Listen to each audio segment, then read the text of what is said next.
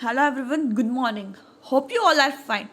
I am Kalyani Trivedi, continuing the lecture of modal auxiliaries. Yesterday we have discussed what is modal auxiliaries. સહાયક ક્રિયાપદો જે મુખ્ય ક્રિયાપદ સાથે ઉપયોગ થાય છે એકલા ક્યારે ઉપયોગ નથી થતા. પર્સન નંબર ઓફ પર્સન અને સબ્જેક્ટ સાથે કંઈ ચેન્જ નથી થતો. I should, we should, he should same to same રહે છે. અને એવા મોડલ છે કે જેમાં પ્રેઝન્ટ પાર્ટિસિપલ, પરફેક્ટ પાર્ટિસિપલ જેવું કંઈ પણ ફોર્મ્સ ઈડી કે આઈએનજી લાગતું નથી. There are 13 modal auxiliaries we had seen yesterday. The list of the modal auxiliaries that shall, should, will, would, can, could, may, might, must, ought to, used to, dare and need. And we had already discussed in detail shall and should. Shall અને શુડનો ક્યાં કઈ જગ્યાએ કોની સાથે ઉપયોગ થાય છે એક્ઝામ્પલ સહિત આપણે જોયું. નાઉ we will discuss the third modal auxiliaries, that is will. Will is used to express futurity with second and third person. Second and third person એટલે he, she, it. I અને we first person એટલે પ્રથમ પુરુષ હું અને તમે, આપણે, I અને we. And the second person એટલે second and third person એટલે he, she, it, they. He will be there on Monday, futurity. Monday સુધીમાં તો એ ત્યાં પહોંચી લેશે. He will finish his project next week. Next weekમાં A project પૂરો કરી લેશે. મંડે ત્યાં પહોંચી જશે. ભવિષ્યની ક્રિયાઓ દર્શાવવા માટે willનો ઉપયોગ થાય છે. Will is used to express determination with the first person. Determination, દ્રઢ નિર્ણય. The first person એટલે I અને we સાથે. I will follow his principles. We will obey the traffic rules.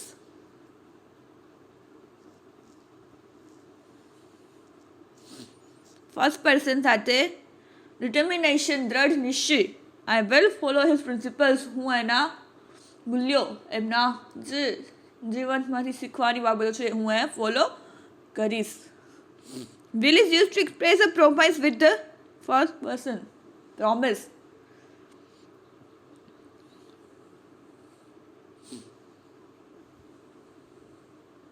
વચન આપવા માટે ફર્સ્ટ પર્સન એટલે આઈ અને વી સાથે ઉપયોગ થાય છે. We will do it for your sake. તમારા માટે અમે કંઈ પણ કરીશું. I will make food for you. હું તમારા માટે જમવાનું બનાવી દઈશ. Will next is will is use to express willingness with the first person. ઈચ્છા દર્શાવવા માટે. વિલિંગનેસ, વિલ એટલે ઈચ્છા, વિલિંગનેસ ઈચ્છા દર્શાવવા માટે ફર્સ્ટ પર્સન આઈ અને વી સાથે વિલનો ઉપયોગ થાય છે ઈચ્છા દર્શાવવા માટે. Just I will attend your party, I will attend your marriage.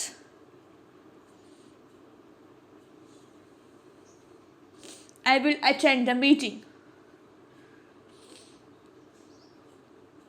I will join the sports club.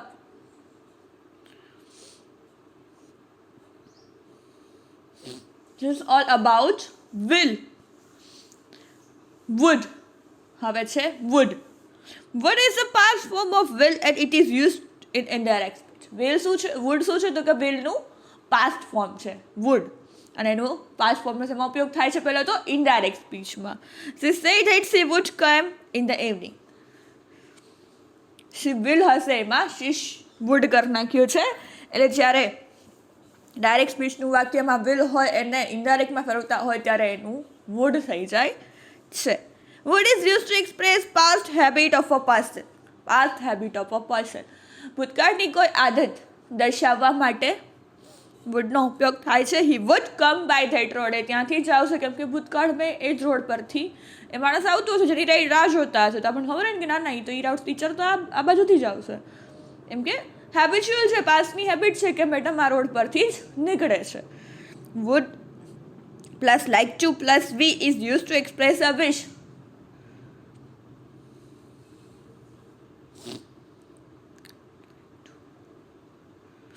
Wood plus like to plus V એટલે વર્બ, ક્રિયાપદ. Is use to express a wish, ઈચ્છા દર્શાવવા માટે લાઇક ટુ નો ઉપયોગ થાય છે. She would like to join the job. John would like to join the national army.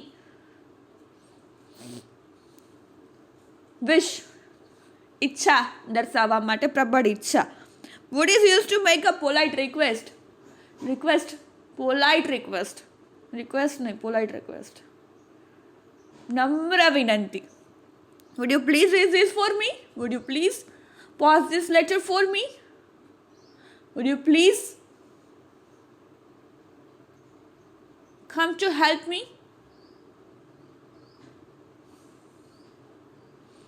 Would you please read this for me? મારા માટે આ વાંચી દેશો.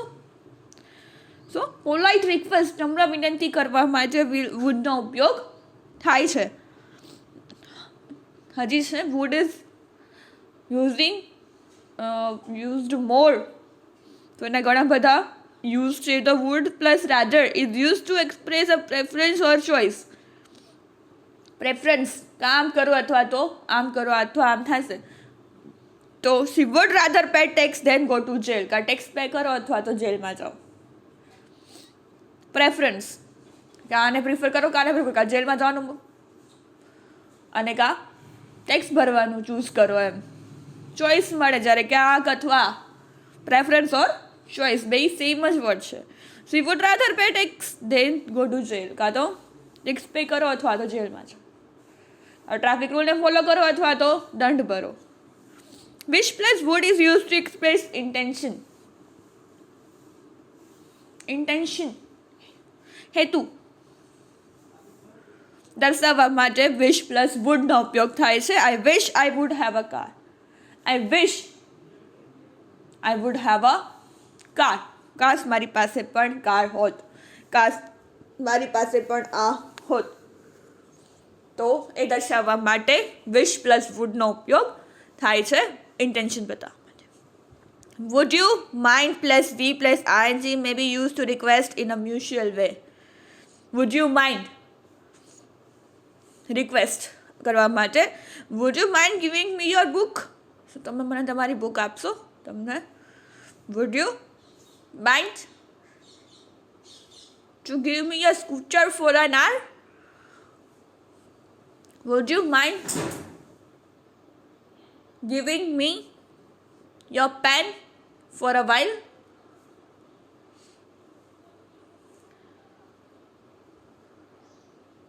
So, this is about would. Now, can. Can is used to express ability. Can એટલે કરી શકવું, સક્ષમતા દર્શાવવા માટે, સક્ષમ હોવું. Can is used to express ability. ક્ષમતા દર્શાવવા માટે. I can lift this box. I can speak English. I can teach any language.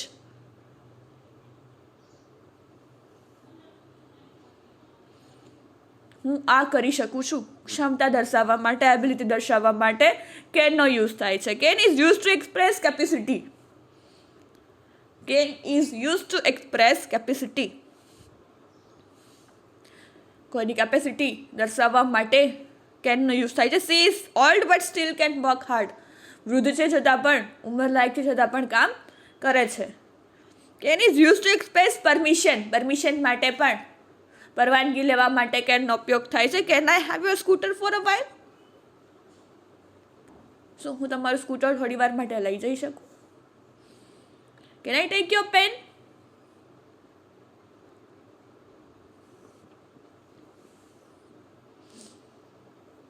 Can I have your book for a while?